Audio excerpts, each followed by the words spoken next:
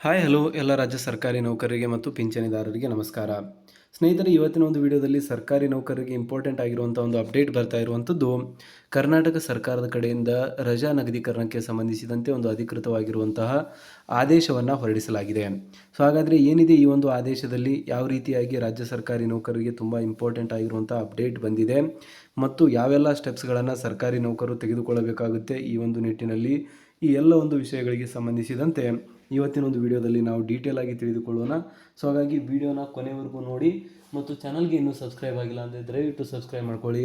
ಸರ್ಕಾರಿ ನೌಕರರು ಮತ್ತು ಪಿಂಚಣಿದಾರರಿಗೆ ಉಪಯುಕ್ತವಾಗಿರುವಂಥ ಮಾಹಿತಿಯನ್ನು ನಾವು ಡೇ ಟು ಡೇ ಕೊಡ್ತಾ ಇರ್ತೀವಿ. ಸೊ ಇಲ್ಲಿ ನೋಡ್ತಾ ಇರುವಂಥದ್ದು ಕರ್ನಾಟಕ ಸರ್ಕಾರದ ನಡಾವಳಿಗಳು ಮತ್ತು ವಿಷಯ ಬಂದುಬಿಟ್ಟು 2026ನೇ ಸಾಲಿನ ಅವಧಿಗೆ ಗಳಿಕೆ ರಜೆಯನ್ನು ಅಧ್ಯರ್ಪಿಸಿ ನಗದೀಕರಣ ಪಡೆಯುವ ಸೌಲಭ್ಯವನ್ನು ನಿಯತಗೊಳಿಸುವ ಬಗ್ಗೆ ಅಂತ ಕೊಟ್ಟಿದ್ದಾರೆ. ಸೊ ಹಾಗಾದರೆ ಏನಿದೆ ಫರ್ದರ್, ಇದು ಸಂಬಂಧಪಟ್ಟಿರುವಂಥದ್ದು ಹೈ ಲೆವೆಲಲ್ಲಿ ನಾವು ನೋಡಿದ್ರೆ ರಜೆ ನಗದೀಕರಣಕ್ಕೆ ಸಂಬಂಧಪಟ್ಟಿರುವಂತೆ ಇದೆ.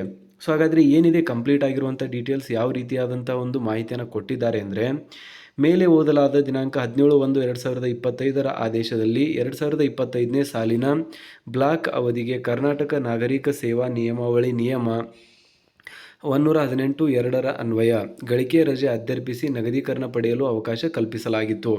ಸದರಿ ಬ್ಲಾಕ್ ಅವಧಿ ದಿನಾಂಕ 31/12/2025 ಮುಕ್ತಾಯಗೊಳ್ಳುವ ಹಿನ್ನೆಲೆಯಲ್ಲಿ ಸರ್ಕಾರವು 2026ನೇ ಸಾಲಿನ ಬ್ಲಾಕ್ ಅವಧಿಯಲ್ಲಿ 15 ದಿನಗಳ ಗಳಿಕೆ ರಜೆಯನ್ನು ಅಧ್ಯರ್ಪಿಸಿ ರಜೆ ವೇತನಕ್ಕೆ ಸಮಾನವಾಗಿ ನಗದೀಕರಣ ಪಡೆಯುವ ಅವಕಾಶವನ್ನು ಸರ್ಕಾರಿ ನೌಕರರಿಗೆ ಹಾಗೂ ಸರ್ಕಾರದಿಂದ ಸಹಾಯಧನ ಅನುದಾನ ಪಡೆಯುವ ಅಥವಾ ಪಡೆದಿರುವ ಕರ್ನಾಟಕ ಸರ್ಕಾರದ ಅಧೀನ ಎಲ್ಲ ಸಂಘ ಸಂಸ್ಥೆಗಳ ಉದ್ಯಮಗಳ ನೌಕರರಿಗೆ ಸಂಬಂಧಿಸಿದ ಸಂಸ್ಥೆ ಉದ್ಯಮಗಳ ಆರ್ಥಿಕ ಸ್ಥಿತಿಗೊಳಪಟ್ಟು ನಿಯತಗೊಳಿಸುವ ಅವಕಾಶವನ್ನು ಕಲ್ಪಿಸಲು ತೀರ್ಮಾನಿಸಿದೆ. ಸೊ ಬೇಸಿಕಲಿ ರಜಾ ನಗದೀಕರಣ ಈ ಒಂದು ಹೊಸ ವರ್ಷದಲ್ಲಿ 15 ದಿನಗಳ ಗಳಿಕೆ ರಜೆ ನಗದೀಕರಣವನ್ನು ಅಧ್ಯರ್ಪಿಸಲು ರಜೆ ವೇತನಕ್ಕೆ ಸಮನಾಗಿ ನಗದೀಕರಣ ಪಡೆಯಲು, ಅಂದರೆ 15 ದಿನಗಳ ಏನು ರಜೆಗಳು ಉಳಿದಿರುತ್ತೆ ಅದನ್ನು ನಗದಾಗಿ ಕನ್ವರ್ಟ್ ಮಾಡೋದಕ್ಕೆ ಅವಕಾಶವನ್ನು ಇಲ್ಲಿ ಕಲ್ಪಿಸಿ ಕೊಡಲಾಗಿದೆ. ಅದರ ಬಗ್ಗೆ ಇಲ್ಲಿ ಮಾಹಿತಿಯನ್ನು ಕೊಡ್ತಿದ್ದಾರೆ. ಸೊ ನೆಕ್ಸ್ಟ್ ನಾವು ಆದೇಶವನ್ನು ನೋಡಿದ್ರೆ, ಸರ್ಕಾರಿ ಆದೇಶ ಸಂಖ್ಯೆ ಇವತ್ತೇ ರಿಲೀಸ್ ಮಾಡಿರುವಂಥದ್ದು. 2026ನೇ ಸಾಲಿನ ಬ್ಲಾಕ್ ಅವಧಿಗೆ ಎಲ್ಲ ವೃಂದ ರಾಜ್ಯ ಸರ್ಕಾರಿ ಅಥವಾ ಅಧಿಕಾರಿ ನೌಕರರಿಗೆ ಹಾಗೂ ಸರ್ಕಾರದಿಂದ ಸಹಾಯಧನ ಅನುದಾನ ಪಡೆಯುವ ಅಥವಾ ಪಡೆದಿರುವ ಕರ್ನಾಟಕ ಸರ್ಕಾರದ ಎಲ್ಲ ಸಂಸ್ಥೆಗಳ ಉದ್ಯಮಗಳ ನೌಕರರಿಗೂ ಸಂಬಂಧಿಸಿದ ಸಂಘ ಸಂಸ್ಥೆಗಳ ಉದ್ಯಮಗಳ ಆರ್ಥಿಕ ಸ್ಥಿತಿಗೊಳಪಟ್ಟು ಕರ್ನಾಟಕ ನಾಗರಿಕ ಸೇವಾ ನಿಯಮಾವಳಿಯ ನಿಯಮ 118(2) ಅನ್ವಯ. ಸೊ ಬೇಸಿಕಲಿ ಇದರ ಬಗ್ಗೆ ಹೇಳ್ತಾ ಇರುವಂಥದ್ದು ಇಲ್ಲಿ ನೋಡ್ತಿದ್ರೆ 15 ದಿನಗಳಿಗೆ ಮೀರದಂತೆ ಗಳಿಕೆ ರಜೆಯನ್ನು ಅಧ್ಯರ್ಪಿಸಿ ರಜಾ ವೇತನಕ್ಕಾಗಿ ಸಮನಾದ ನಗದೀಕರಣ ಸೌಲಭ್ಯವನ್ನು ಜಾರಿಗೊಳಿಸಿ ಆದೇಶಿಸಿದೆ ಅಂತ. ಈ ಸೌಲಭ್ಯವು ದಿನಾಂಕ 1/1/2026ರಿಂದ 31/12/2026 ಅವಧಿಯವರೆಗೆ ಚಾಲ್ತಿಯಲ್ಲಿರುತ್ತದೆ. ಸೊ ತುಂಬ ಇಂಪಾರ್ಟೆಂಟ್ ಆಗಿರುವಂಥದ್ದು, ಇದು ಫಾರ್ ಎವರ್ ಇರೋದಿಲ್ಲ.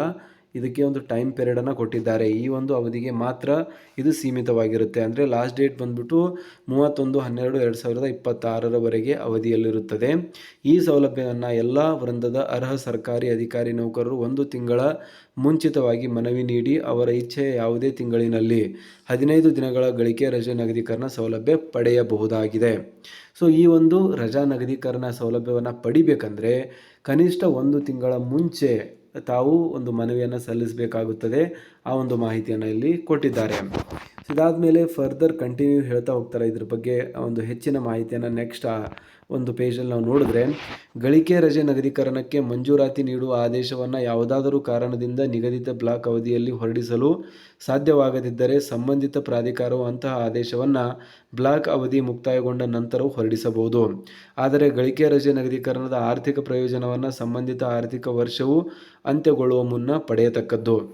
ಸೊ ಏನಾದರೂ ಒಂದು ಕಾರಣದಿಂದ ಅದನ್ನು ಕ್ಲಿಯರ್ ಮಾಡೋಕ್ಕಾಗಲಿಲ್ಲ ಅಂದರೆ ಆ ಒಂದು ಆರ್ಥಿಕ ವರ್ಷ ಮುಗಿಯುವಷ್ಟರಲ್ಲಿ ಅದರ ಒಂದು ಆರ್ಥಿಕ ಬೆನಿಫಿಟ್ಸನ್ನು ಪಡೆಯಬೇಕಾಗುತ್ತದೆ ಅಂತ ಹೇಳಿದ್ದಾರೆ.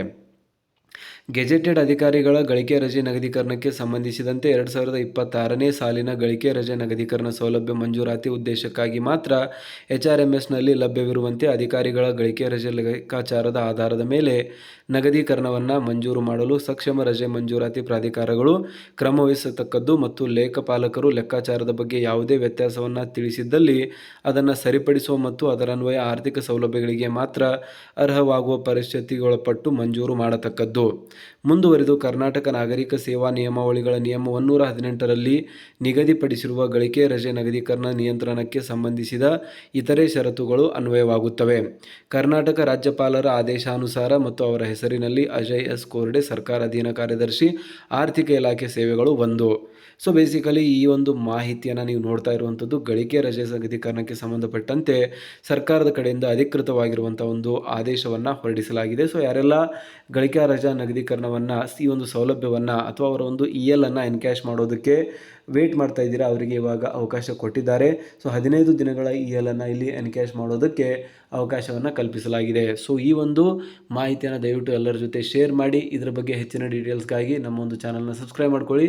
ಇದರಲ್ಲಿ ಏನಾದರೂ ಡೌಟ್ಸ್ ಇದ್ದರೆ ಕಮೆಂಟಲ್ಲಿ ತಿಳಿಸಿ, ಫರ್ದರ್ ಡಿಸ್ಕಸ್ ಮಾಡೋಣ. ಸೊ ಸಿಗೋಣ ಮುಂದಿನ ಒಂದು ವಿಡಿಯೋದಲ್ಲಿ. ಜೈ ಹಿಂದ್, ಜೈ ಕರ್ನಾಟಕ.